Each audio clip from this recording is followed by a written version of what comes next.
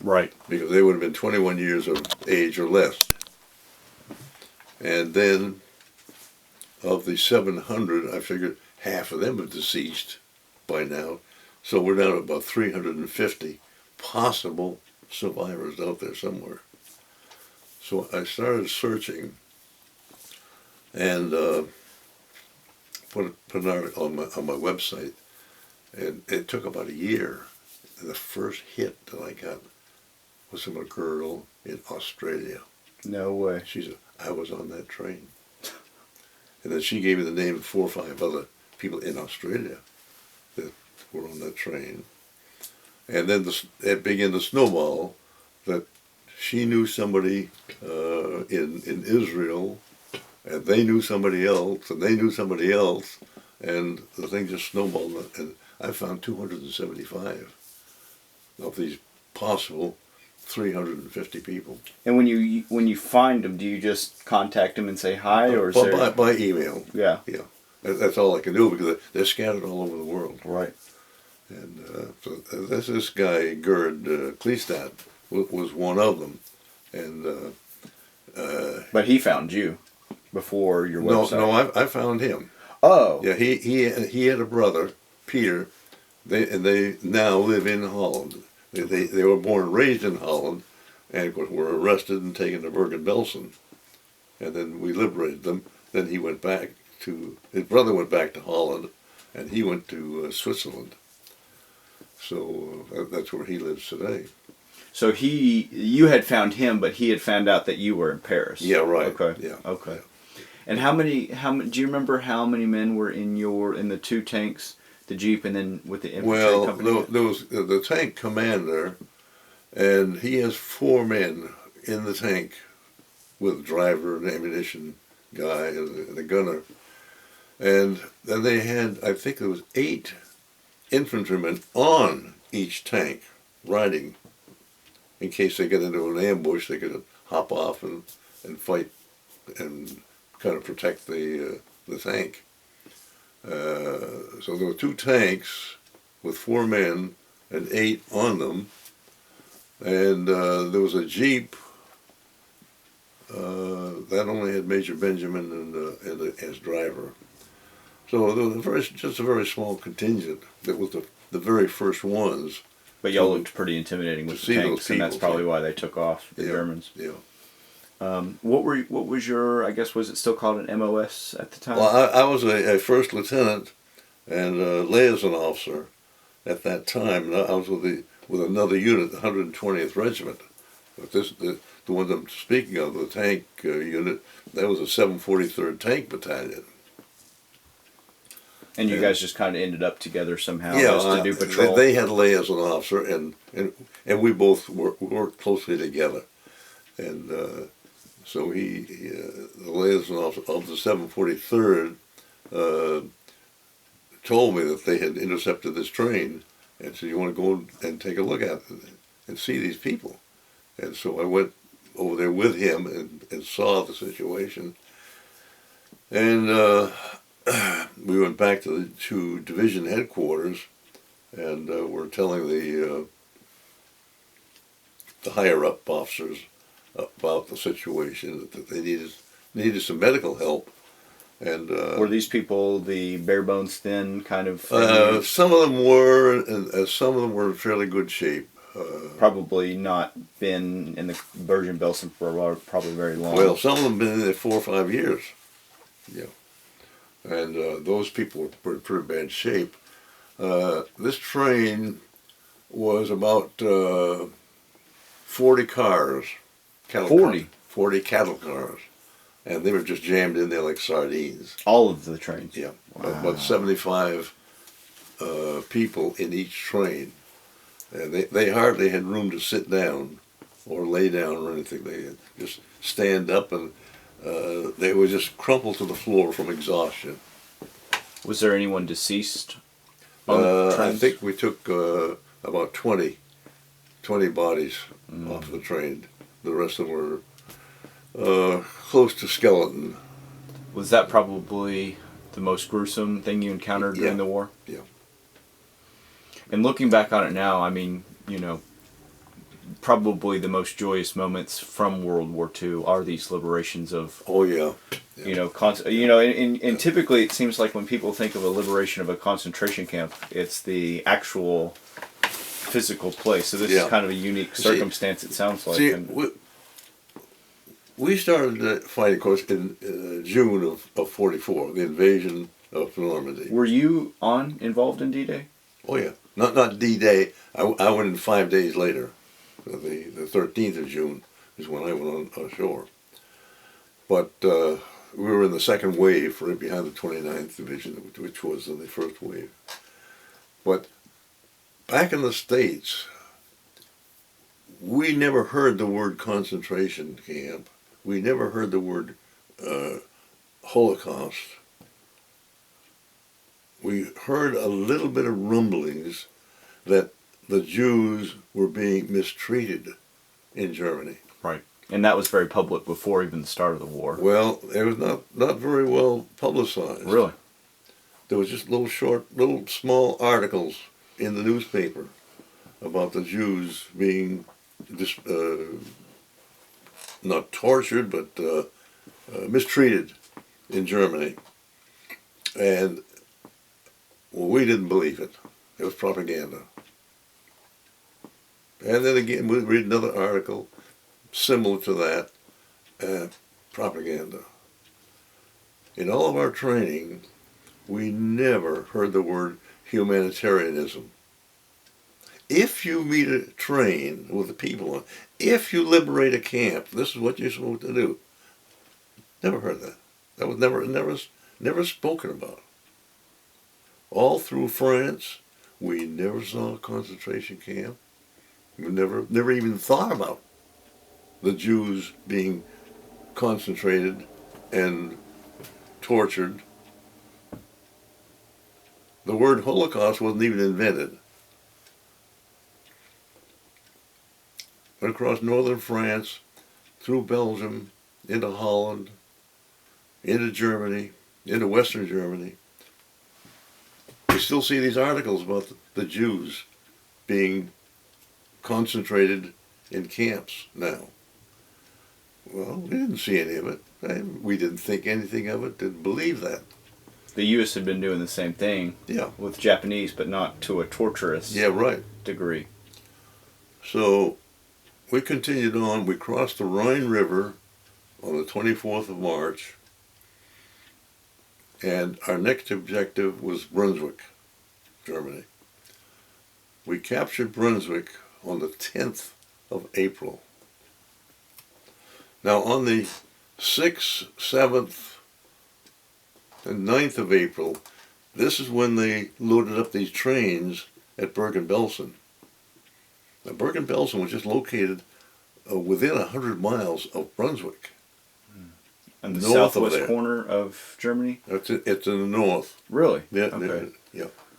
What was the concentration camp that was in the southwest corner? Was that that was the one that probably Anne Frank got killed at? Buchenwald or Dachau. Buchenwald, I think is what it was. That was a little bit south of Magdeburg. Yeah. Okay. So here we are in Brunswick, and here's Bergen-Belsen. We never even heard of it. Never knew it existed. And these trains started moving out and went around and got down to Magdeburg, and we're going to Theresienstadt. But we were kind of in the middle of all of this. We're at Brunswick on the 10th of April. Then we moved on to the next town of Farsleben.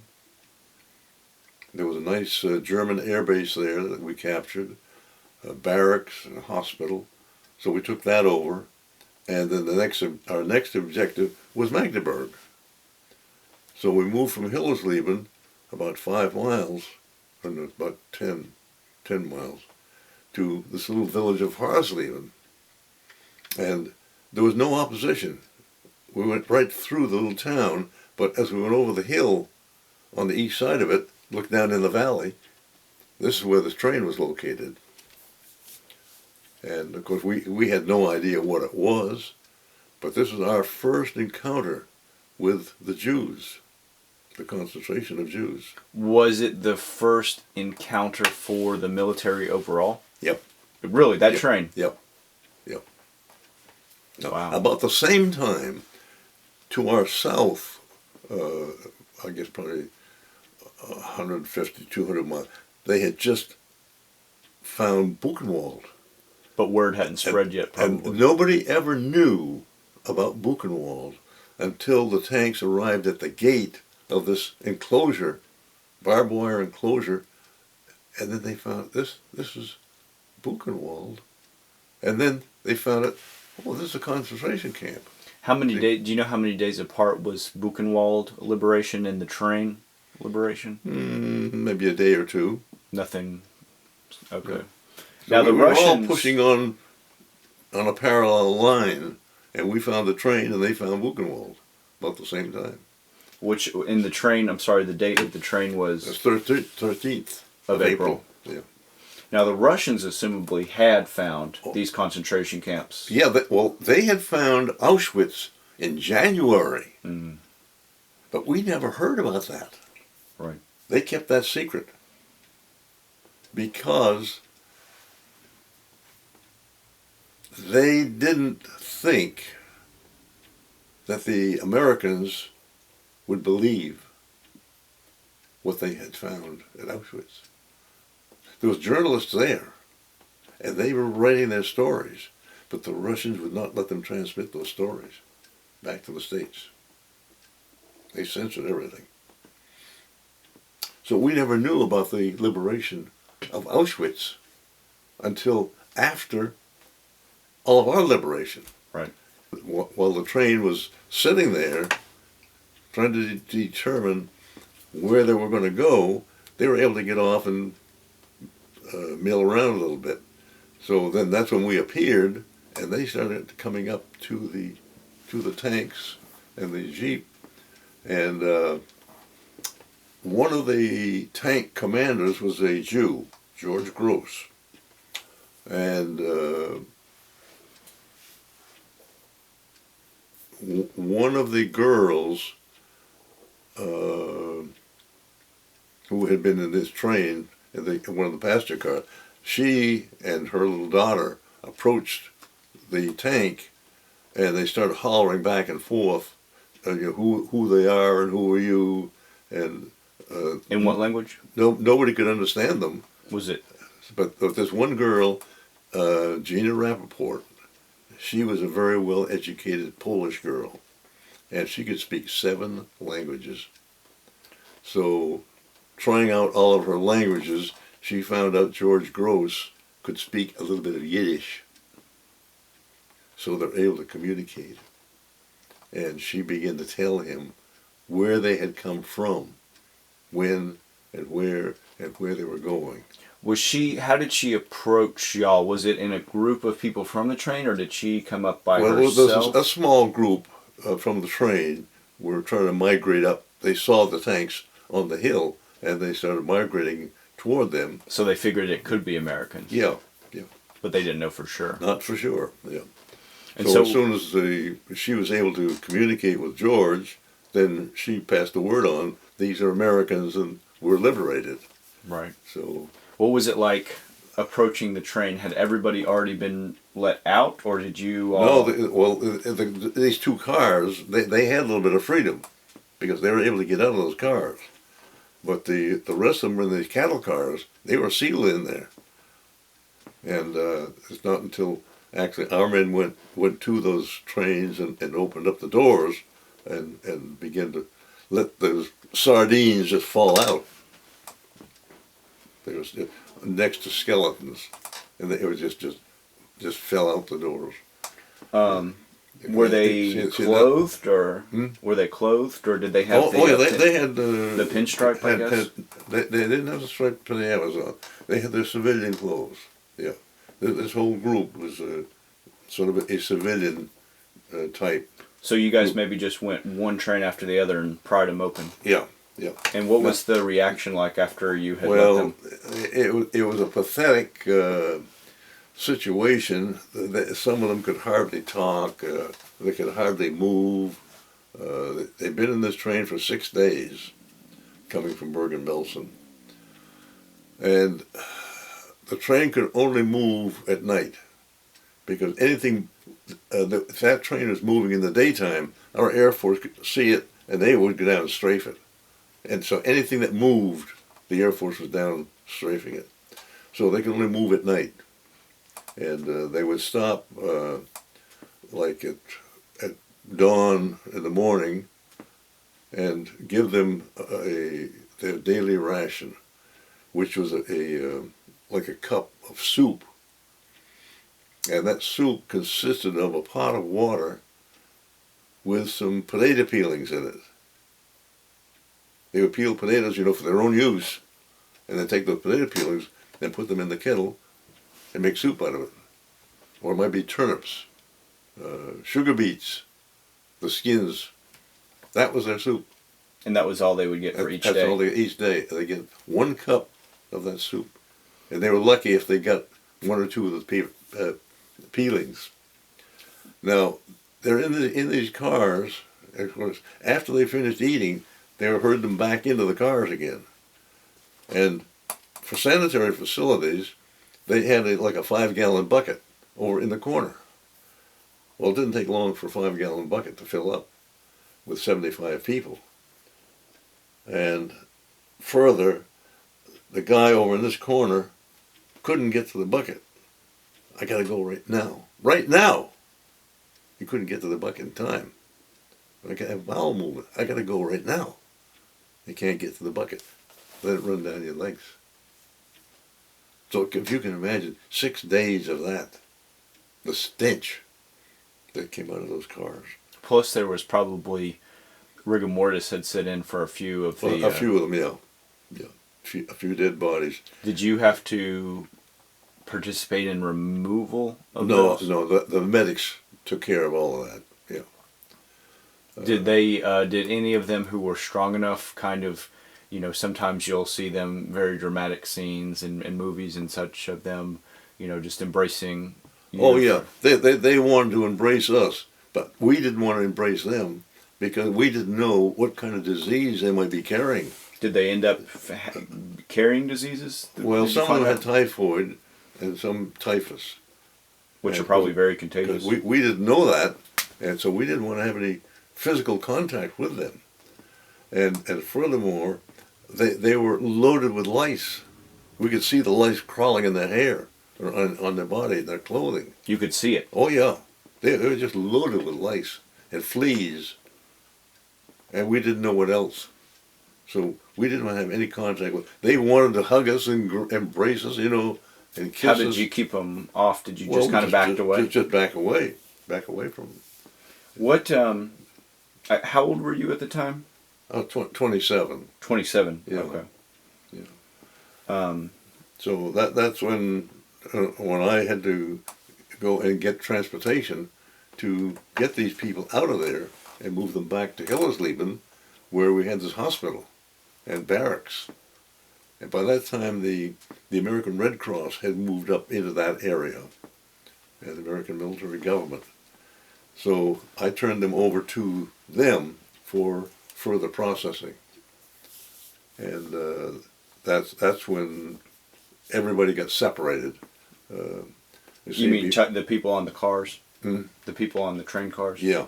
So I guess the short timeline was, you see the train. Yeah. Did you actually see the Germans also fleeing? Oh yeah, yeah. You saw the Germans fleeing. Did Yeah. you give chase to them, or you did approach cautiously because you didn't know what else was in store? It was some of our other troops that went out and Later surrounded the whole area and found those guys. And so, you approach the train Yeah. cautiously because you don't know what to expect. The girl who could communicate with one of your men, figured out the who's who situation. Yeah. And then probably shortly after that, you knew you were approaching prisoners. Yeah, right, yeah. And so that's when you all began to free them. And this was all probably in the span of, what, an hour? Oh, 2 hours? No, probably half a day. Half a day? Yeah. But everyone was out of the cars within the same day. Yeah, yeah. And where were they just transported to different, maybe quarantine, medical? Well, when I took them back to Farsleben, I turned them over to the the American military government and the Red Cross. And you were driving a what now? Well, I was in a Jeep.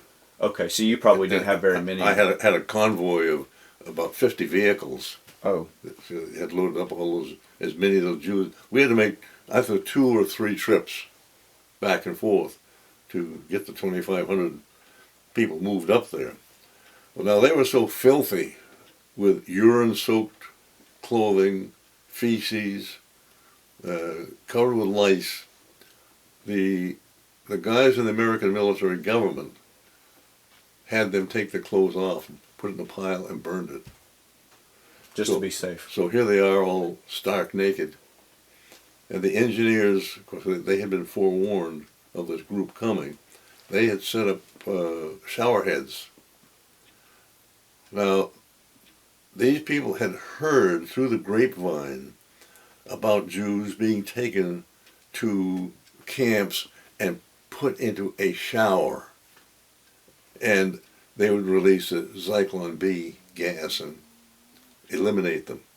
And then they were taken and put in the crematorium and disposed of.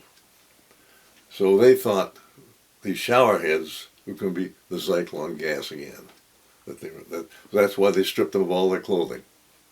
But we had to have some of our own guys stripped down to their underwear and go through into the showers and show them that these were actually water shower heads. There was probably no language communication. Very little, yeah. And this is again still the same day, April 13th. No, this would be the 14th. Day after. Yeah. So yeah. did you all? So this is where you reached your destination with the convoy. Did you all have to camp overnight somewhere? No. You rode through the night. No, I'd drop them off and go back and get another group, and bring them up there, and then this where the military government run them through the showers. So this is something you didn't see firsthand. No, you were busy transporting folks. Yeah, right. Okay. But I learned about this happening afterwards. At the end, the Red Cross had clothing available for them that they had rounded up from the people in Hillersleben, and gave them new clothing to put on. It might not fit. It might not be their color, their style. It was something to cover their body. And when they showered, I mean, this is eliminating all the things that you were talking about that could have... that tried to get rid of most of it, but the lice were still in their hair. So as they come out of the showers, they were dusted with DDT. Probably not the most healthy in the long term. But we didn't know that. That was the best, technically, the best thing that we had to eliminate lice and fleas. I'll tell you what, I know you're going to hate me. Yeah. This card filled up. But this hopefully will last a good time. So yeah, so just keep going. So so they had, you all shaved off their head or hair probably? No, they kind of worked themselves. I'll pick your lice off and you pick my lice off. So that we got them reclothed, and then they were segregated. The single people were sent to one of the barracks, and those are the families. They tried to keep them together. It was happening to the Jews in Germany, that they were being concentrated and mistreated. This was probably a few days after this. No. I'm going back now to probably 1938. 1938. Right. So when the ghettos were first starting. Yeah, these Jews went to various embassies to get passports, to get their family out. There was a lot of anti-Semitism in Europe, and of course here in the United States and other countries in the world. Right. So it was difficult to get a passport to go anywhere, but they did get some. So at this time of liberation, they had a passport to go to Australia, Chile, Mexico, Canada, United States, whatever. So those people were sent to those places. Those who did not have a passport or any particular identification, they kind of grouped together and went to Palestine. That before the state of Israel was formed. So they sent them to Israel, and others. Some wanted to just stay in Germany, go to other places on their own. They had no identification, had no family, had no place to go. Their cities were destroyed, their families were killed, so they had to start life all over again. And this was probably a very long-term, years-long process of reintegration. Right. So these people, that's why they scattered all over the world, and my first contact was with this girl in Australia. What year was that? That was in 2005. Okay. That I actually found her. And the total now is 275 that you've been in contact that were on that train and that you can verify. Yeah. In fact, I was down in Sarasota last week, and I met two of them there. A month ago, I was in Boston. I met two more there. Physically met these. I had been in contact with them, email, but I'd never met them before. And one of these guys was a nuclear scientist at Brown University in Providence, Rhode Island. The other one was a lady. She was just a housewife. What are some of the, even if you haven't came in contact with them, but you personally, but you've been in touch with them emails, what are some of these occupations? Nuclear scientist at Brown? Nuclear scientist, neurosurgeon, doctors, lawyers, engineers, you name it. And what is their general, what do they, so when they contact you, what are they generally, are they just showing mass appreciation or? Oh yes, they do. They have, and in recent times, I send them Hanukkah greetings and Rosh Hashanah greetings, and they appreciate the fact that I send them these greetings on their holidays, and I get many replies back from them thanking me for my part in their liberation. No, you're not Jewish yourself, are you? I'm sorry? You're not Jewish yourself. No. Now, No. so did any of them that you found lose their faith over the Holocaust, or has it mostly stayed intact? One that I met down in Sarasota, he said, I asked him, are you a conservative, reform, or Orthodox Jew? He said, no, I'm an agnostic. I don't believe in anything anymore. Was that because of the Holocaust? Yeah. But he's the only one that I ever met that said he was an agnostic. All the rest of them still maintain their faith that they had at the very beginning.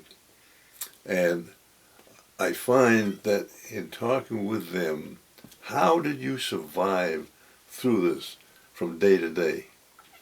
Tomorrow is going to be better. Tomorrow is going to be better. I would assume after that it always is.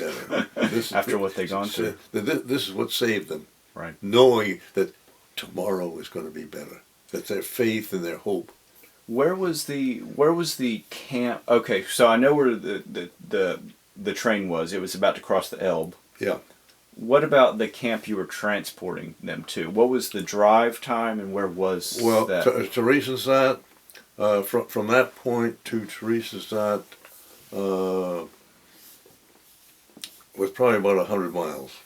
100 miles. So these people who, some of them arrived in Theresienstadt the same day maybe, or was it, I'm trying to, I guess, figure out the timeline, because some of them would probably need to sleep, before they get to Theresienstadt. Well, there's one train that went and got to Theresienstadt.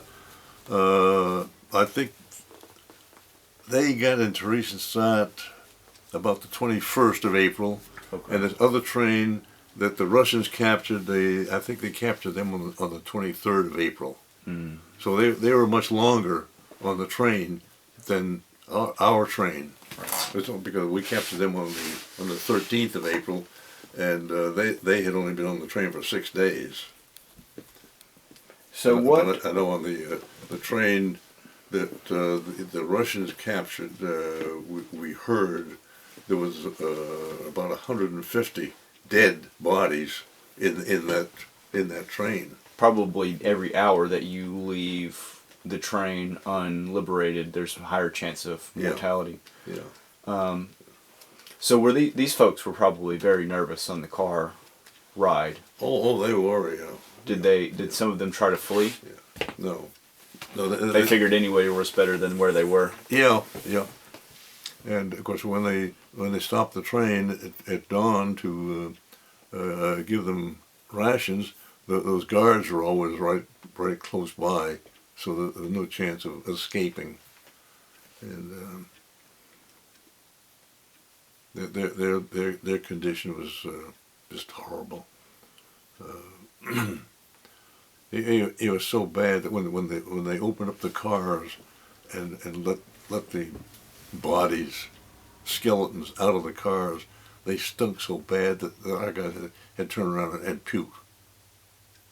It just was disgusting and just turned their stomachs, and they couldn't tolerate the stench that was coming out of those cars. Are you the last member from the group who liberated the train? I'm the last one. There had to be 100 or more men involved in this whole operation, and I've only been able to find a very few of them. The 2 tank commanders I have met, talked with them, and one other man. And they're all deceased now, and I'm the last one of the initial group. Of the initial group that had anything to do with the train. This sounds like a very untold story. It is.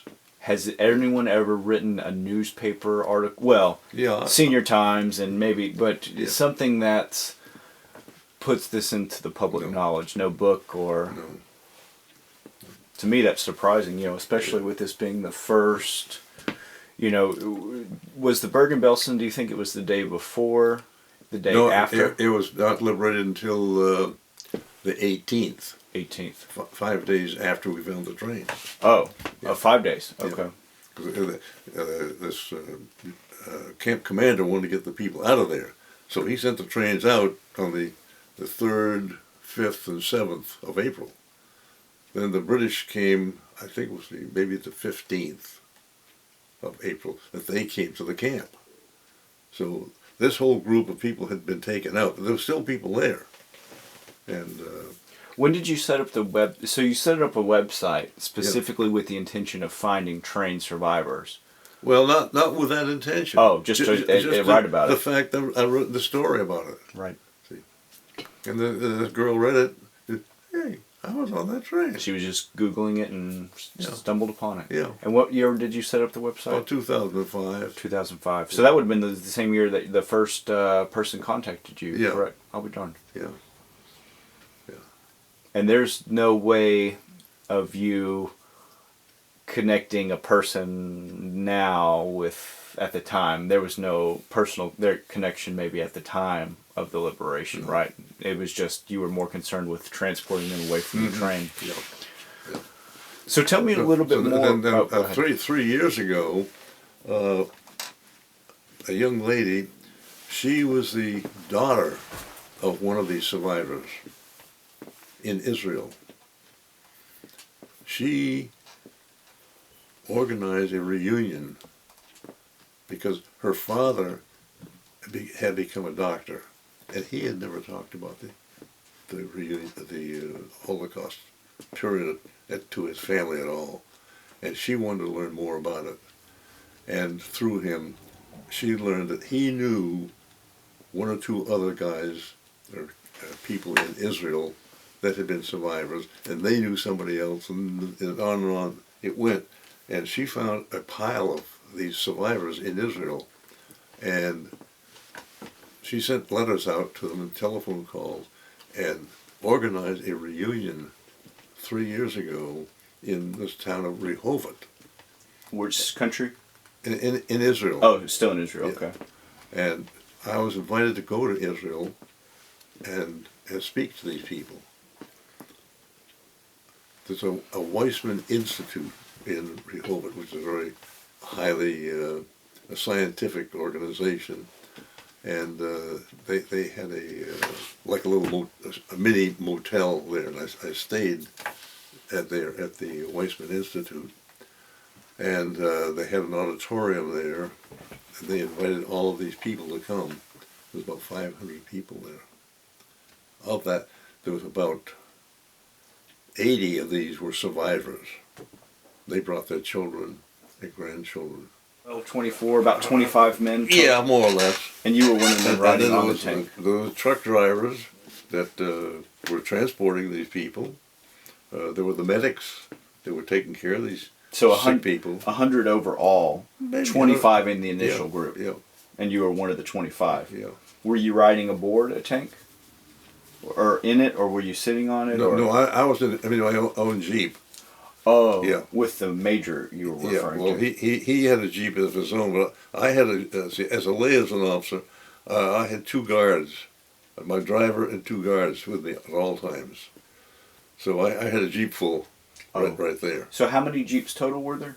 Well, it was my Jeep and the other liaison officer and maybe 3 or 4 or 5 Jeeps. Oh, okay. Yeah. Okay. Yeah. So probably we were the initial group to see the train. Right. Yeah. So probably it could be more than 25 men if there were that many. Oh yeah. Jeeps involved. Yeah. Maybe even 30, 40. Yeah. Yeah. Could be 50. You know, I just have no idea. There was so much at the time. It was probably. You know, there was so much going on that you weren't sitting there counting. No. I wasn't head counting Americans or the prisoners either. And, you know, nobody was thinking about, oh, hey, 25, 50 years down the road, historians are going to want to know about this thing. We're going to be sure of all the details that are going on. We weren't thinking about all of that. Right. We were like them. We were figuring survival. Looking forward to tomorrow. So tell me a little bit more about yourself. Are you from Alachua County originally? No. Okay.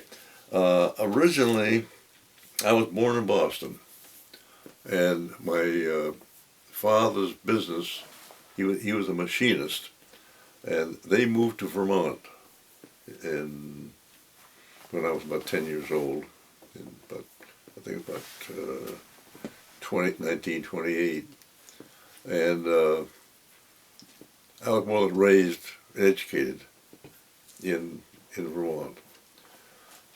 In 1940, I had just graduated from school and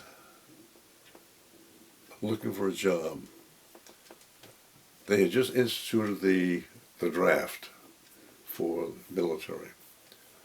All the young men of 18 to 25 had to register for the draft at that time.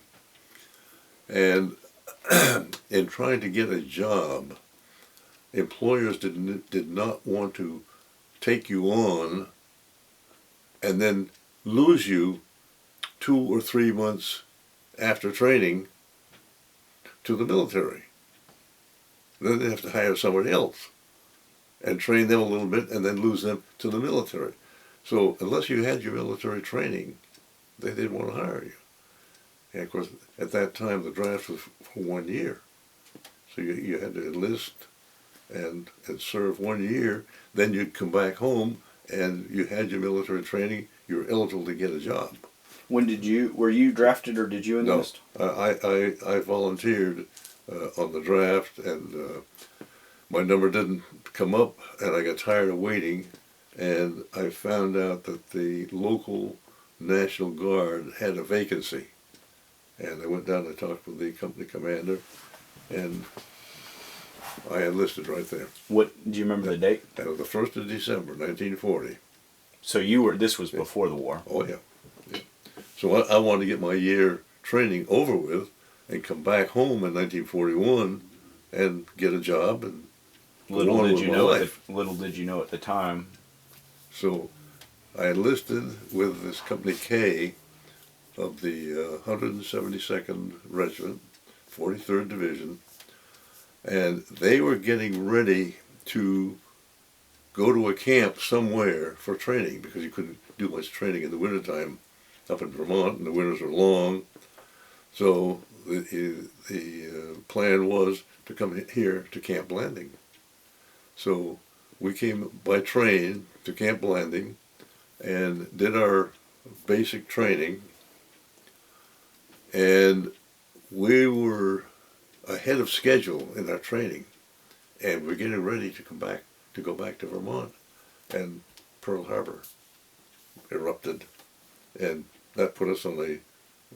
Was this when your year-long training was still going on, or was it just after? See, our year was going to be up in the middle of January. Mm. So we were getting ready to pack up and go back in January, and they dropped the bomb. Where were you at the time? Right here at Camp Blanding. Do you remember hearing about it? Oh yeah, we had little radios. So it was Sunday afternoon, and we heard we could hear the bombs being dropped. Off from the radio. During the attack.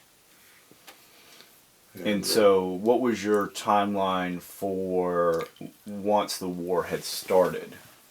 Well, we immediately went into high gear here at Camp Blanding, and we were training. Well, to give you the perspective, a company, the K company that I was with, had 150 men in the company, and we had one rifle, M1 Garand rifle, and we had to pass that around and do our training with that one rifle. Was that just because it was pre-military or pre-war? Yeah, we're National Guard, and it wasn't important. We trained with broomsticks, pretended these were guns for the whole year. Whatever kind of a stick we could get that represented a gun. So immediately at Pearl Harbor, they probably armed you. Man, the stuff started flowing in, and everybody had their rifle and all the equipment that we needed for combat. So you almost had to retrain almost. Yeah, yep. So this went on from that point until December 1941. Yeah, till mid-February, and then our division was given orders to go to the Pacific. Now, here at Camp Blanding, there was the 31st Division, which composed of Florida, Georgia, Alabama, Mississippi, and Louisiana. That was the 31st National Guard Division. We were the 43rd Division from Maine, Vermont, Connecticut, and Rhode Island. Who were just down here for training. Yeah. But we were two complete divisions, and both divisions got orders to go to the Pacific. We were among the first four National Guards to be called into federal service. And because we were ahead of schedule, we were fully trained for combat, and naturally we were picked to go to the Pacific. Now, en route to the Pacific, they stopped in Camp Shelby, Mississippi, as an overnight stop, and then they continued on out to Fort Ord, California. At Camp Shelby, I and a few others were chosen to go to Officer Candidate School at Fort Benning. Was it just because of your, maybe you were at the top of your class? Yeah, we're better trained, better educated than the most of them. So we went to Fort Benning, and in the meantime, the division had shipped out of Fort Ord to the Pacific. And they were en route while we were training and finished our training. Well, they didn't want to just send 2 or 3 of us by ourselves to the Pacific to join up with them, so we were assigned to other units. Where what battles would you have been in, or lack thereof, had you? Well, I really don't know. they went down to, oh golly, I can't If think. they were in the first wave, would they have been on Guadalcanal? Probably, yeah. Or was that the Marines? See, that was the Marines, but they had support of the infantry. Okay. Yeah. But there was so many of those islands down there. Every day was a D-Day, and I never kept up with them. But I was transferred to Camp Wheeler, Georgia, and while I was at landing, I met my beautiful bride, and in '43 we got married at Camp Wheeler. I trained there for 14 months as a training instructor. And So you were training people how to train, basically? Yeah. Okay. The draftees were coming in, and we were training them for 16 weeks. So you were a drill instructor? Yeah, yeah. Okay. So by the time they got through their 16-week training, they were ready for combat. And then another group would come in. So it was just one group after another 16 weeks. So after 14 months there, I got transferred to the 30th Division, which at that time was in Tennessee on maneuvers. And so I finished up the little bit of maneuvers there, and then we moved to Camp Atterbury in Indiana. And by time, what month and year was this? This would have been November of '43. Okay. And so it sounds like from 40 up until 43, you've just been involved in training stateside. Yeah. So then we were doing our final combat qualification on all of our weapons, being sure that we had all the equipment that we needed to go into combat, and in the 1st of February of '44, we were given orders to deploy overseas. So we moved to Camp Miles Standish. Had you been expecting? Where the hell are we going? Well, we found out then. So what was the base you were at when you found out your orders to deploy? Was that at Atterbury. Atterbury, okay. Indiana. Then we went to Camp Miles Standish in Boston. And this was all over February '44. Yeah. Okay. So then we boarded a ship, the SS Argentina, and took 10 days to cross the ocean over to Glasgow. And I was with a supply loading and unloading group, so I had to stay there in Glasgow for a week, getting the ship unloaded of all the equipment for our division or our regiment, and getting that packed onto a train and shipped down to the south coast where our regiment was stationed. And then, of course, we followed them on down there, and we trained from mid-February until mid-June. In Glasgow? No, all over South England. Okay. But our base was in the little town of Bognor Regis. Was this hard on you, the anticipation? You know, No, stateside? We were kind of enjoying the idea of going into combat and fighting these Germans and whipping their ass and get this war over with. So it was more anticipation than anything? Yeah. Years-long anticipation. We were in for a lot of shocks there in England. The lack of food that they had, warm beer. Jesus, that was hard to get used to. Everything was rationed, and no matter what it was, cigarettes were hard to come by. And so we were looking forward to the combat period that we were going to get this thing over with.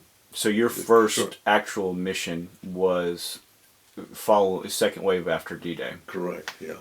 And you obviously beforehand probably would have had no idea because it was so secretive. Yeah. We heard planes going over night after night, and about midnight or so, they would stop, and was this in early everything June? was quiet. Except this one night, the planes started going over, and they continued, and they continued, and they continued. But we knew then that was probably been June 5th. That was the night before the D-Day. June 5th. Yeah, June 5th. And the plane started probably in May, or was it even earlier? What? The plane started heading over that way in May, or was it even earlier? Oh, it was earlier than that. That was almost a continual thing all the time. Yeah. Ever since you had arrived. Yeah, yeah. So you, the day before, you arrived at the beachhead on June the 13th. Okay. Mm-hmm. And so, but you knew probably beforehand that you were about to be shipped out. Well, on the night of the 5th, we knew that was the invasion had started, and we didn't know just exactly where we were going to be going. We knew that we were not in the first wave, but we didn't know after that whether we were going to be in the second or third wave. But we found out then shortly we were in the second wave. What was your division at the time? 30th. 30th. Yeah, Okay. Yeah, 30th Infantry. Of the National Guard? National Guard. That was a North Carolina, South Carolina, and Tennessee was the bases. Of course, in reorganization, they brought in men from all over the country. And, of course, in combat, we lost a lot of our older men. And by the time we came home, it was an entirely different division that we went overseas with. There was very few of the original men left. Most of them either killed or wounded. Yeah. When you arrived on June 13th. Now that was a kind of a surprise there. We started across the channel. We got mixed up in the wrong packet, and we landed on Utah Beach. And it wasn't until after we unloaded the ship that the beach master advised us we're on the wrong beach. You belong over here on Omaha Beach. So we had to reboard the ship and sail over to Omaha Beach. Had the beachheads obviously been completely cleared? Oh yeah. Well, Omaha Beach had been completely cleared. Utah Beach was still under artillery fire. Yeah. So it was under artillery fire when you...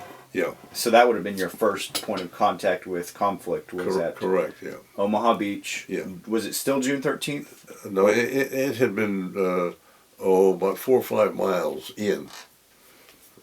Had been... well, I meant, was it June 13th that you arrived on Omaha and... Oh, yeah, it was the same day. Same day. So yeah. you packed up... We were about 6 hours late getting over to Omaha Beach. And then we had to find where our unit was and get in there to them. Yeah. Was it scary encountering at Utah Beach artillery fire for the first time? Well, it was, yeah, because a couple of rounds actually landed, and one of the rounds hit our ship. And, of course, it didn't do a great deal of damage, but that was our first... What was the ship name? Hmm? What was the ship name? I don't know. It was just an LST. Oh, okay. Yeah. I don't Not know. a battle cruiser or anything. I probably should know the number of it, but I don't. And so then we went over to... Were you on board when it hit? No, we were on the beach. Oh, and you saw actually, it go over and yeah, it hit. Yeah. There were shells falling around occasionally while we were on the beach, waiting to do something, and then be told to get back on the ship. So it took about 6 hours for all of that to... Was anybody killed on Utah Beach because of those artillery? No. So it was more of a luck thing than anything that they landed? Yeah. Okay. Now, Omaha Beach, you get there June 13th. Mm-hmm. Were you frontline marching through France and then swinging into Germany, or what's the timeline from June 13th until... June 13th, that was the first night of bivouac on the continent. What is it called? A bivouac, or overnight sleeping place. Oh. We bivouacked there near the beach, and the next day we moved into a position between the 29th Division and the 82nd Division. So we took in part of their line, and we actually went into combat on the 15th of June. That was our first actual contact with the Germans. Was it close quarters or was it artillery? Oh yeah, it was very close quarters. Our mission at that time, there was a long slope down to a canal, and then back up to this little town of St. Jean today. And of course, the Germans had been there for 4 years, and they had everything zeroed in. They knew exactly where every point was. So as we would move forward, they knew exactly where we were, and they could drop their artillery. How many? So June 15th, your first real combat. How many miles from the beach was that? Do you probably about 5 or 6 miles. So not very deep inland on France. So were you literally first line? You had a rifle in your hand. Oh yeah, right at that time. Yeah. So you could actually see Germans. I was a mortar platoon leader. Okay. At that time, yeah. We were not front line. We were like the second line, the support for the front line. Yeah. And was that so? June 15th, first combat near, you said, Saint Jean. Saint Jean de Day. Okay. Yeah.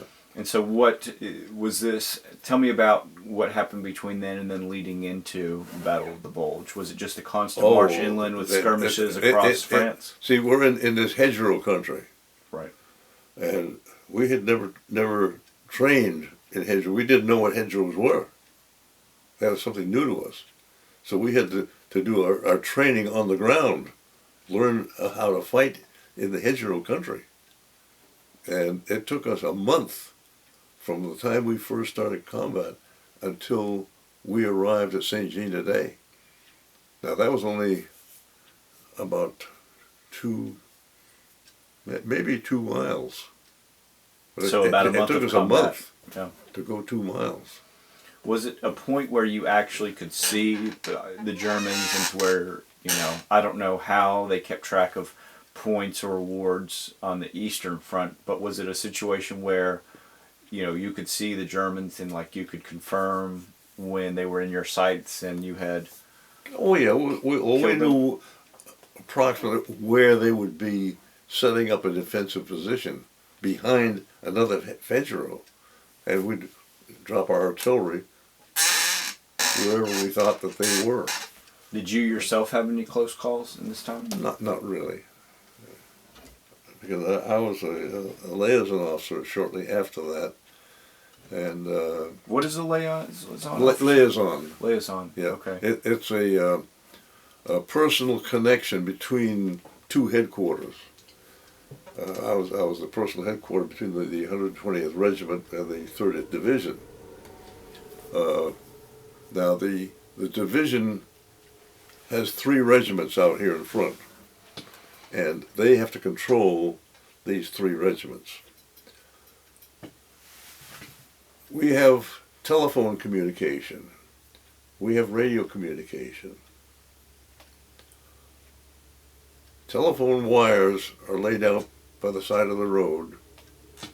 Tanks come across them, cut them up. We have no telephone connection. We have to rely on radio. The Germans can pick up our radio signals. Have to be very careful about talking on the radio. You get into hilly country, radio waves cannot go through the mountains.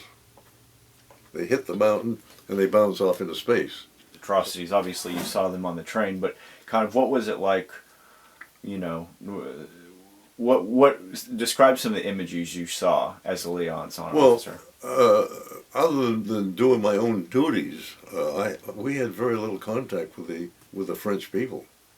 You went into the towns, there were few or none people there.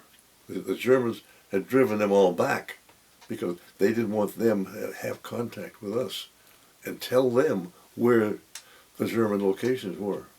So they kept pushing the French people back. So we had very little contact with them in the first 2 to 3 months. And then, when we did have contact with them, they couldn't speak English, and we couldn't speak French. So basically, we had little or no contact with the French people. And from the point where we broke out of the hedgerows and got into more or less smooth country, south of Mortain, we started going eastward across. So it was probably south and then east? Yeah. We're going east, and we went just north of Paris, and then we headed off northeast up into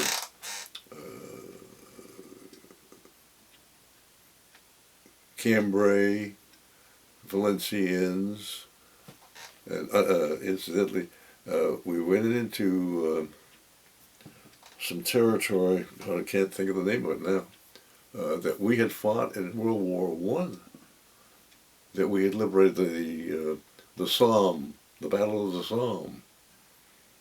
We went through that area and liberated the same area. Somme? S-O-M-M-E. Yeah, okay. Yeah. We liberated that same area that the 30th Division had liberated in World War I. And they had captured the Hindenburg Line. They broke through the Hindenburg Line at during World War I. Anyway, it was the end of the tunnel of the Hindenburg Line. We went on to Cambrai, Valenciennes, into Belgium, Tournai. We were the first Allied unit to go into Belgium. Went across the southern part of Belgium very rapidly, because the Germans had no place to stop and set up defenses until they got back into Germany at the Siegfried Line. So they were hightailing it as fast as they could, and we were hightailing it, chasing them as fast as we could.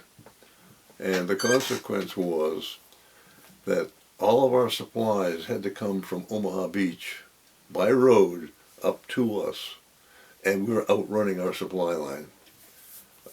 We went 125 miles in one day, which was a record in military history.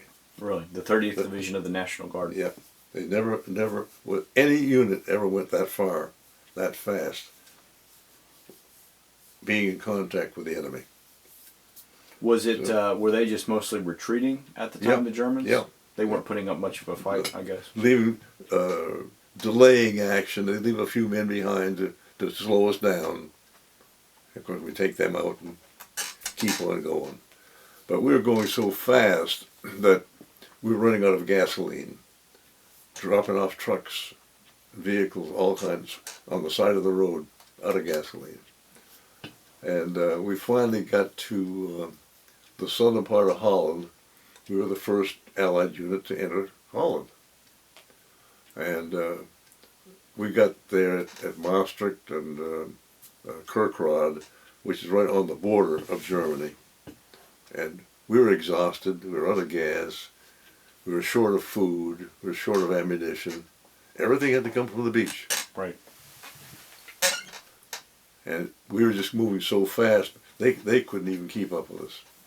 So we had to stop in Kerkrade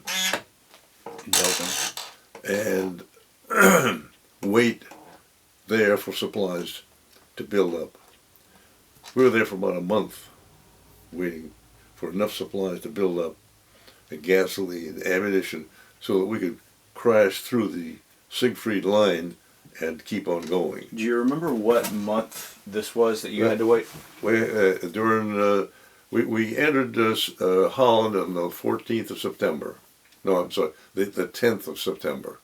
And we stayed there probably through October before we could break through the Siegfried Line. When you say Siegfried Line, is that the German border? Yes, yeah. And what day, were you the first division to break through the German border? No. That Siegfried Line was the whole extent of the border of Germany from the North Sea to Italy. Right. But this was the toughest part of the Siegfried Line.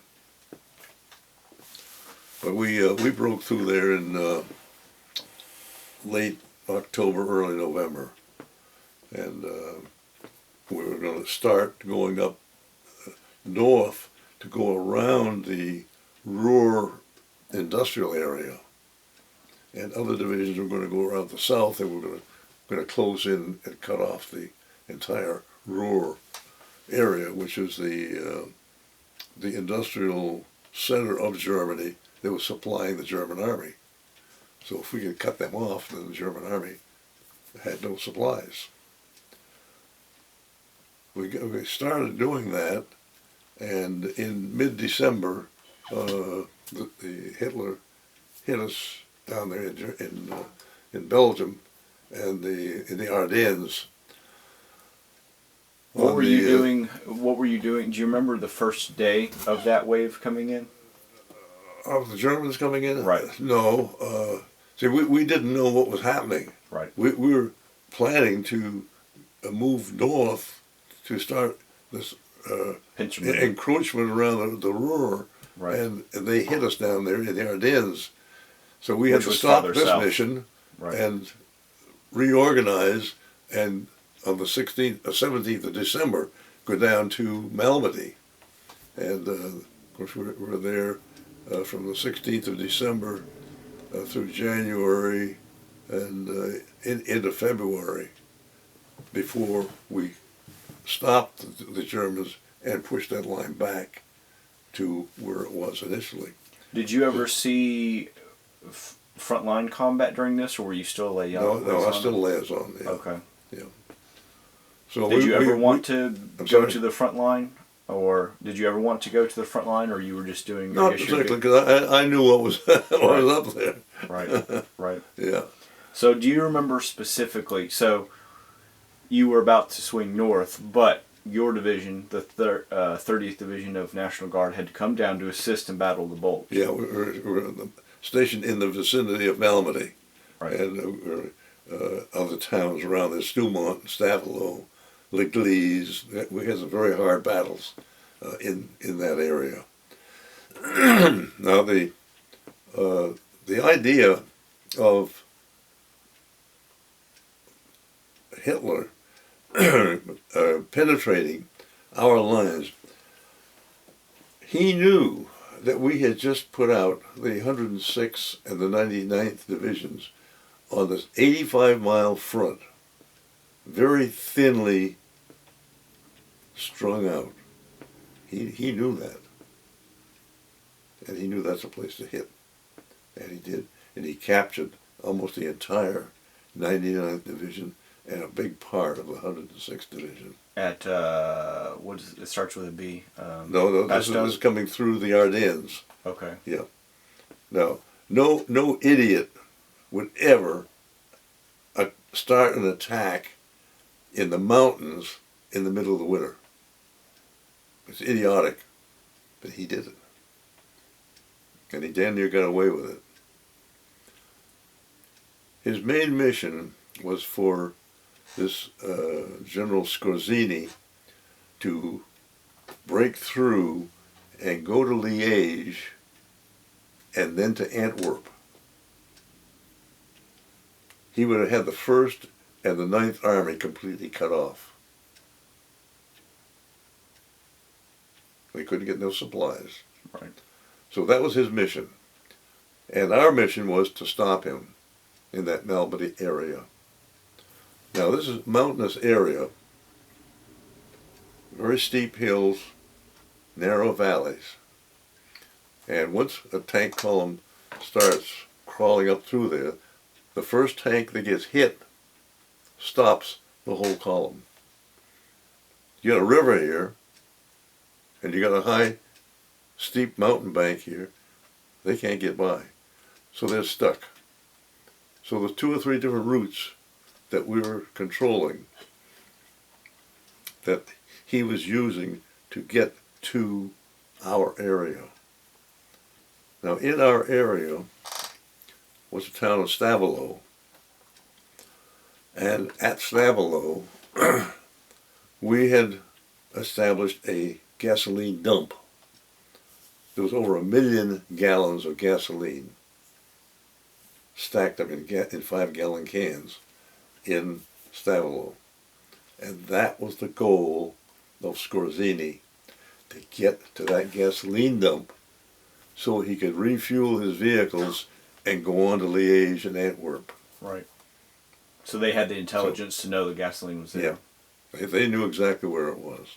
And they knew exactly how many gallons of gas we had. Right. So, do you remember Christmas Day, 1944? Okay, yeah. We're getting to Christmas Day now.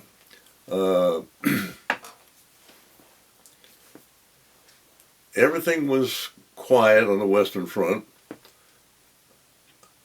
But on Christmas Day, somehow, that the Germans had captured Malmedy. And the Air Force decided to send some troops, some planes over to Malmedy and stop the attack. The fact was, the Germans never got to Malmedy. Right, which is where you were. That's where I was. And this particular day, on Christmas Day, I had been at the division headquarters, and I was on a run to Malmedy to get orders, the daily orders, what they were doing, and carry this back to the division headquarters. Between the division headquarters and regimental headquarters, which was in Malmedy. Was Malmedy, but right. There was a big mountain in between the two. And the road round there was very circuitous, long, about a 25-mile road. But I found a trail going up over the mountain that cut it more than in half. So that was the trail that I was using. Just an old logging trail. But I got on the top of the hill this day, Christmas Day, and I heard this bzzz, and looked up, and here is a flight of planes coming. Okay, they're going over forward of Malmedy somewhere. Somebody's going to catch hell. So I had my driver stop. We were up on the top of the hill, and watch this. We could see the planes coming. Were these British flight? Were they British planes or no, US American planes? American planes. And you could ID them from the ground. Yeah. We had seen planes come over like this before. We could see the bomb bay doors open. We could see the bombs drop out. And we had an idea, from the time the bomb bays opened, where those bombs were going to drop. So this day, we saw these planes coming over, and I saw those bomb bay doors open. What the hell? They opened the bomb. They're dropping them too damn early. So you could see the bombing of... I could see the bombs drop out, and they went right down in front of me, and right down in the valley to Malmedy. Wiped out the center of the city. How many friendly fire casualties were there? Oh, I have no idea. There was several hundred French people killed. They were in their homes. So the U.S. forces weren't actually in the physical city? Yes, we were. Oh. We had occupied a hotel, and we had 3 kitchens in this one hotel. Now, I could never figure out why they had 3 kitchens so close together in one place. But they had 3 kitchens in this one hotel. And that hotel was completely obliterated. There were 25 men in that group in the kitchen, completely evaporated. They never found a trace of them. Were they? Do you know if there was ever any rough estimate on how many U.S. casualties were in the bombing of Malmedy? Probably 100 or so. Killed? Not killed, but killed and wounded. Yeah. And this was as a result of the accidental friendly fire. Yep. So you were actually able to physically see this on Christmas Day. Well, as soon as I'm up on this mountain and I'm seeing the city bombed down here. I've got photographs of it. I've got Christmas pictures Day? of it. You can hardly tell what it is, but I was there. Wow. And I could see the bombs hitting and the smoke, the flames coming up. Was So that was my job then to get down to regimental headquarters, which was in Malmedy. It was in the city hall in Malmedy. And I got down there, and of course all I could do was direct the people to first aid stations, which I knew where they were, where our people were stationed, and to direct the French people to these places. What time of day was this for Christmas Day? Oh, this was about noon. Noon. About noon. What did you see? So you saw the bombing, and Yeah. you were like, "Oh my gosh, I've got to get down there." Yeah. What did you see when you got down there? Well, everything was destroyed. Did you see bodies everywhere? No, I didn't see any bodies really. But you saw injured folks. Injured people, yeah.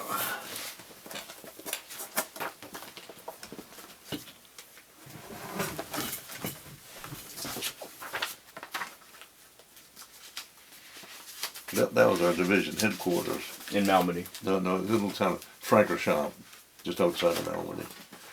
So you obviously went back, it looks like. 1969. Hmm? Did you go back? Is that why it says Yeah, 1969? Yeah, that was another one of our headquarters.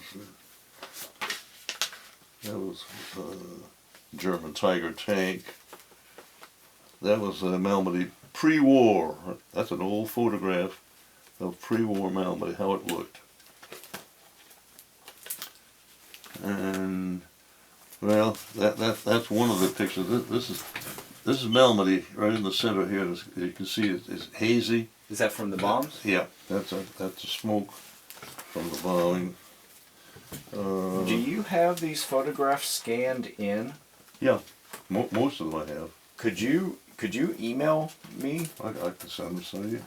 This is some of the debris in the center of Malmedy. Were these taken on Christmas Day? Yeah. The same day? Yep.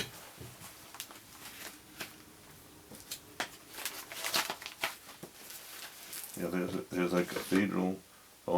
Everything around it was bombed. The cathedral was not touched. And it's still there today. Yep. That's the way it looks now. And this is all a result of the accidental U.S. bombing. Yeah. This might be a little bit better picture here. You can see the smoke. This was immediately after. Yeah, as well as up on the hill. And you witnessed this. That's the bombing. Within minutes, the planes coming over, dropping their bombs. Wow. Do you, is the reason you remember this? Yeah, more damage. Do you think the reason you remember this specific day as being Christmas was because it was on Christmas? So, Of course. So the fact that Yeah. the two feed in your memory is because you've got Christmas. Yeah. Was there any type of, extra rationing or something being given to the men because it was? Yeah, we were the kitchens were preparing turkey dinner. These kitchens as they were Yeah. being bombed, and you Yeah. saw all Yeah. of this So we ended up eating K-rashes. because of the bombing. Yeah, there was no turkey left. Wow. Everything was wiped out. What was the name of the hotel? I can't remember the name of the hotel. Wow. Yeah, I did know it, but I can't remember. There's some big artillery pieces going through the town.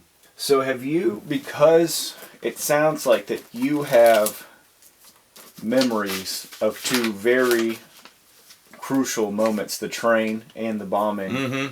I mean, you've probably been interviewed by quite a few historians, Oh yes, I have all the time. Yep. and they've written about this very thing, I would assume. Yep.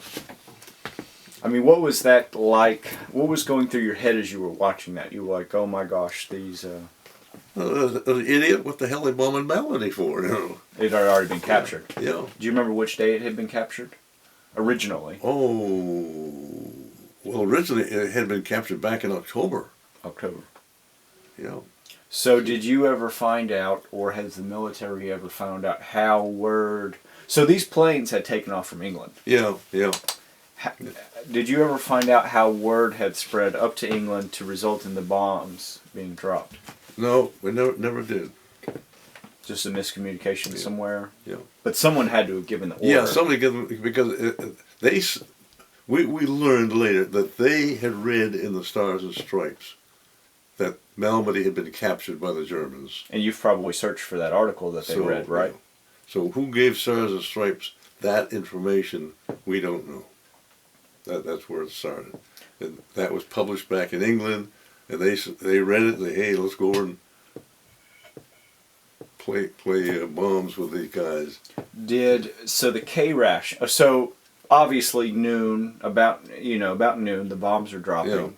You rush into town to help maybe in any way you can. Mm-hmm. What help did you provide? So was it how long did it take you from the hilltop with the bombs? Well, probably from where I was to get down into Malmedy, probably 10 to 15 minutes. So not long. Yeah. What did you see first upon arriving? Was it still that haze? All that haze is still thick, smoke. And, but regimental headquarters hadn't been touched. No, that was in the city hall. It was right next to that cathedral. And they got lucky. Yeah, yeah. But so that's probably where you went straight to, was the city hall. Yeah, yeah. But people were screaming and running around and trying to get help for somebody who had been either killed or buried in the debris. Do you know? So the casualty total for the U.S. injured and killed was probably about 100. Do you know what the total?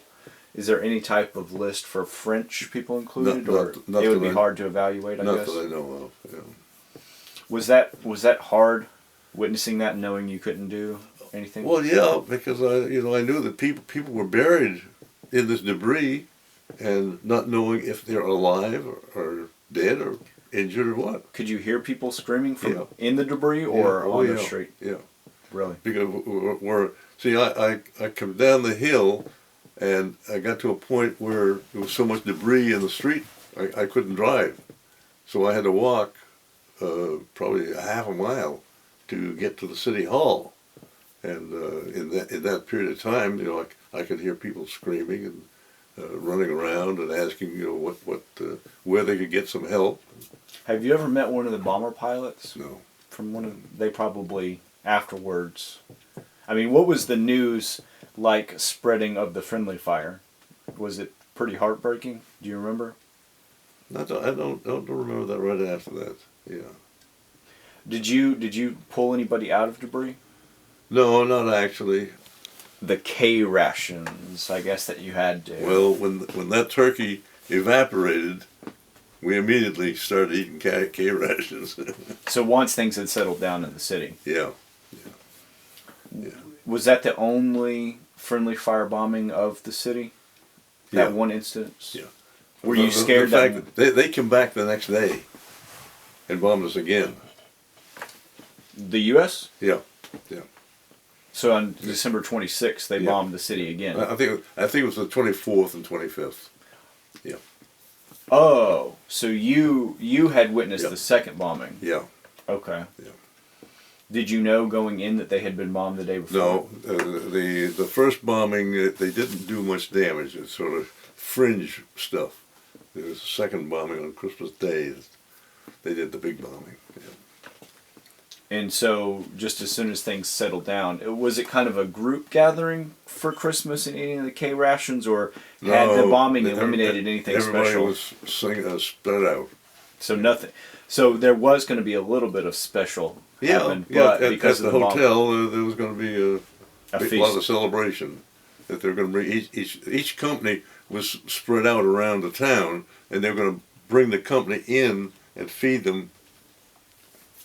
And then another company would come in and they get fed. But they didn't come. No. They just stayed where nothing there. Did you have to deliver orders out that they should stay where they are instead of coming into town? Or was that somebody else delivering those orders? That was someone else, yeah. But the orders would have had to have gone out. Yeah.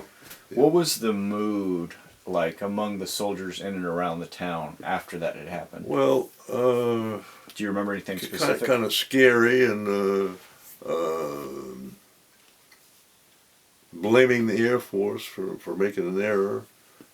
Goddamn Air Force, we call them the Luftwaffe, American Luftwaffe.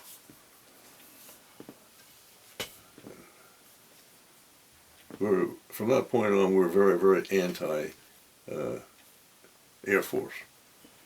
Would you get scared from that point on if American We planes? saw a plane, we duck.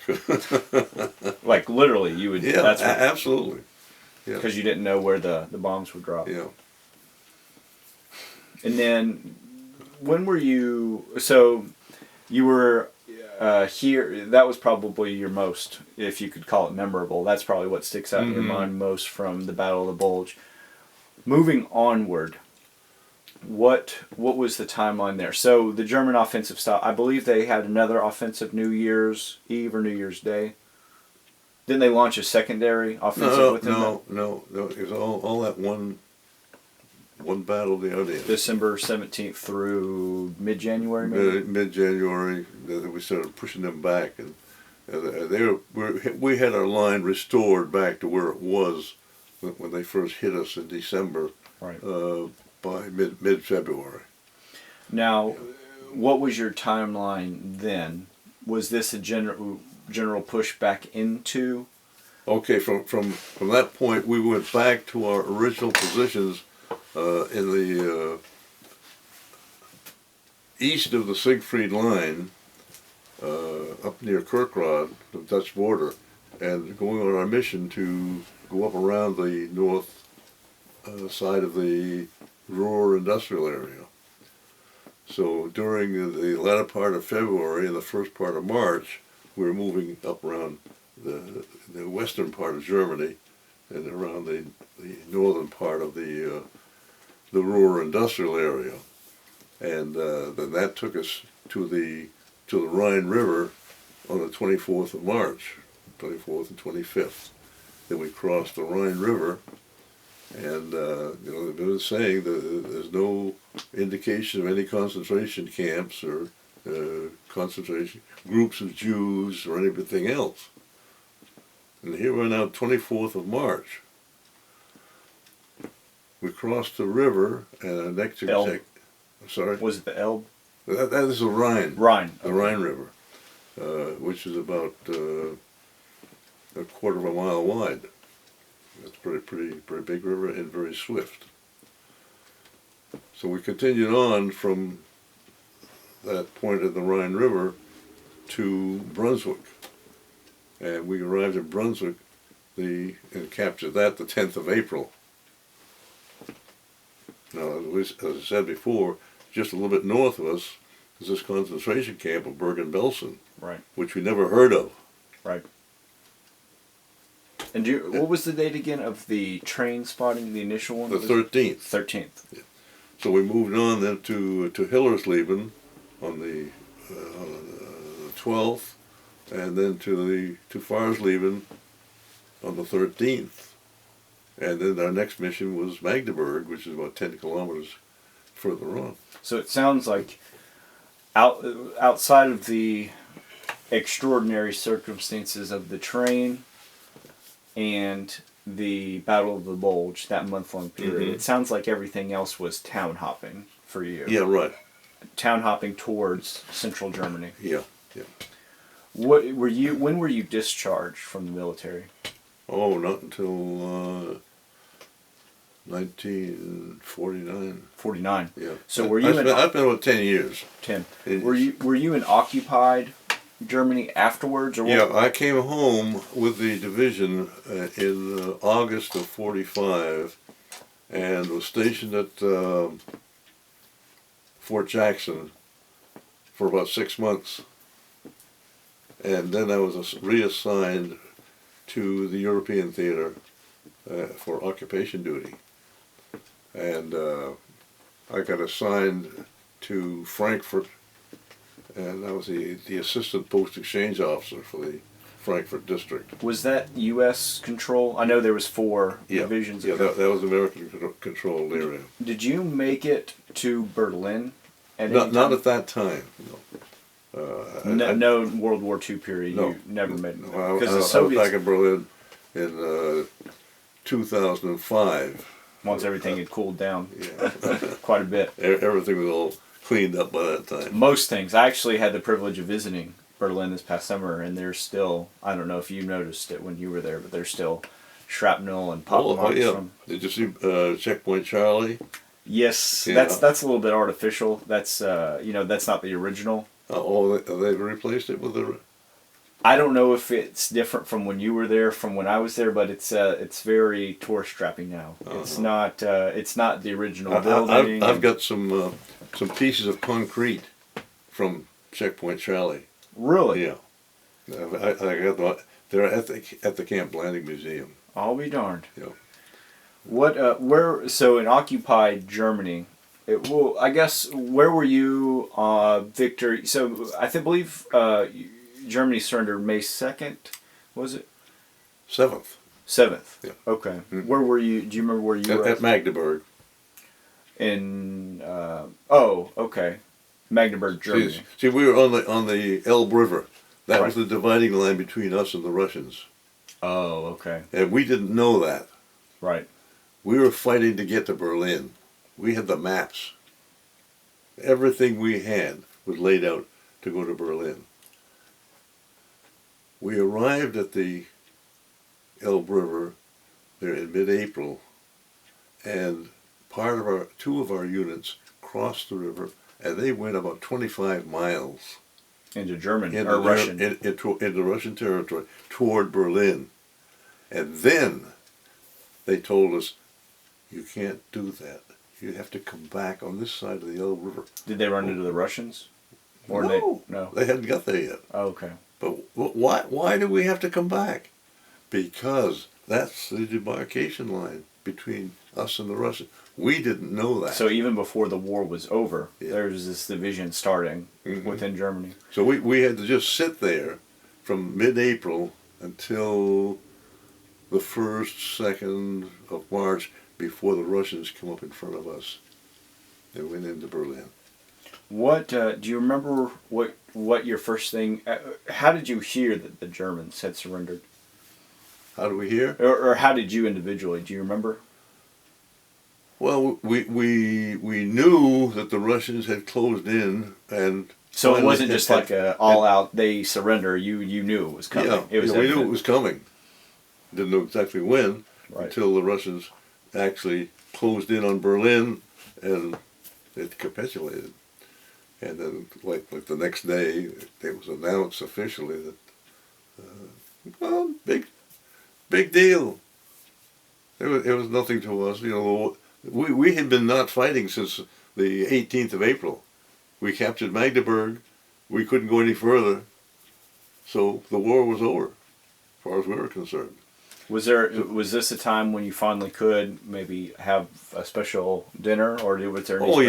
Yeah. By this time, the supply line. We had supplies were coming up, and in Magdeburg we had taken over a hotel there, and we had all the nice German servants and cooks, and man, Were the Germans? You probably encountered quite a few German civilians at that time. Yeah. Were they happy to see you all? In the beginning, no. Because they were still afraid of... They were still anti-American and pro-Nazi, and... from the horror stories from the propaganda, probably. Yeah, but they got to find out that we were decent citizens. Did a German ever do anything like spit on you or do anything rude? No. Some of them did. I heard of that being done, but I never had any of it personally. Right. Because again, you were mainly doing communications so there wasn't this, first-hand encounter in a lot of the cases for yourself, except for with the boxcar, and so that obviously was a very first-hand encounter. Yeah. So, I guess that's pretty much. If you don't mind, what's your birthday? 6 June. I'm sorry, 6 June. 13 June. 13 June. 1917. 1917. So that would make you. Are you 97? 7. Wow. Right. So, I guess I don't know if you've given it consideration, but a part of this kind of living history must be do you see it more of a burden, or is it more of a kind of an honor to be, you know? Well, to me, I think it's an honor to be a part of my generation, especially to have liberated all of Western Europe and given those people back their liberty and freedom. And then on top of that, to encounter these Jews and to give them their liberty and freedom and put them on a road to a new life.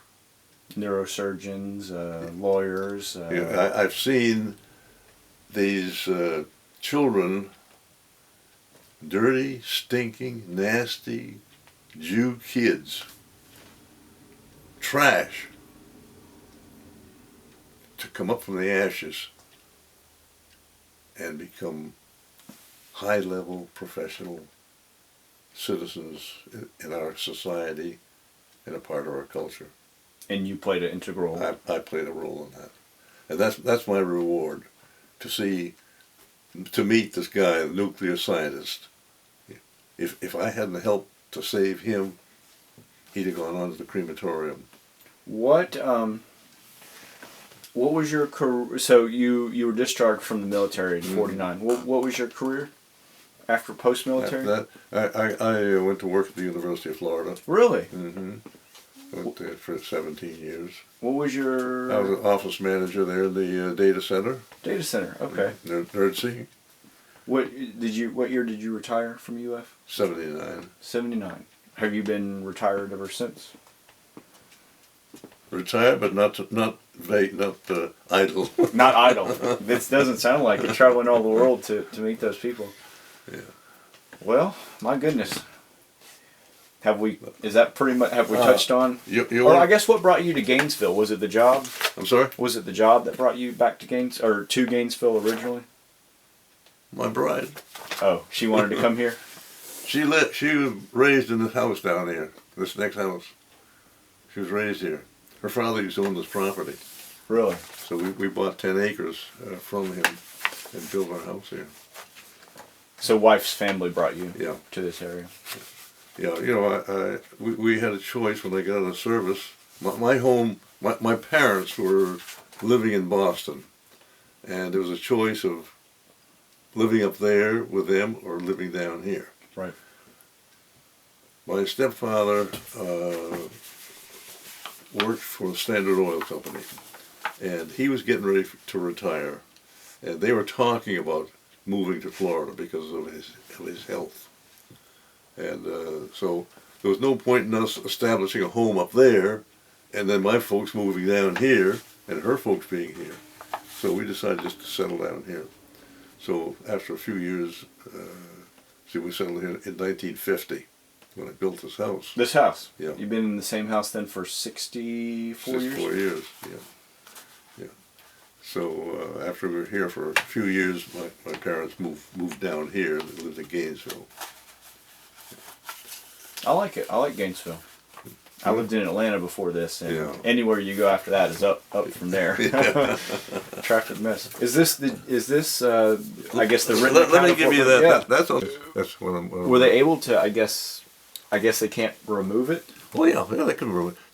I had a beard, something like you got. Okay. Cover it up. When I got here, one day beard, I had a million of them, little splinters in my cheek. Really? And they were able to pick them all out, except that one had gone in there. Wow. And I said, well, leave it. If it gives you a problem, we can take it out. But right now, in field operation, they couldn't do it. Is that what that black part is? Is the actual shrapnel? Yeah. So a German mortar shell hit an American tank? Is that what it was? Yeah. When was that? Do you remember? Late July. 1944? Yeah. So early July. Yeah. Is that the closest brush with death you came with during the war? Yeah. Very fortunate. Well, the result of this and other things, I had to go to the hospital. And I was in the hospital for 10 days with mostly concussion. Oh. battle fatigue, what they call PSTD today. I was in the hospital for 10 days, and they brought me by ambulance back to my unit. I got out of the ambulance and walked maybe 50 feet into the building of my headquarters, and no sooner get into the headquarters and a bomb landed in the ambulance. That you were in? The ambulance disappeared. You weren't in it? No, I had gotten out and walked into the headquarters. Wow. I was that close to it. Wow. How long between when you were in the ambulance and when it was bombed? Was it seconds? Well, I just walked for about 50 feet from the ambulance. Yeah. I'll be done. I just got inside of the building when the bomb dropped.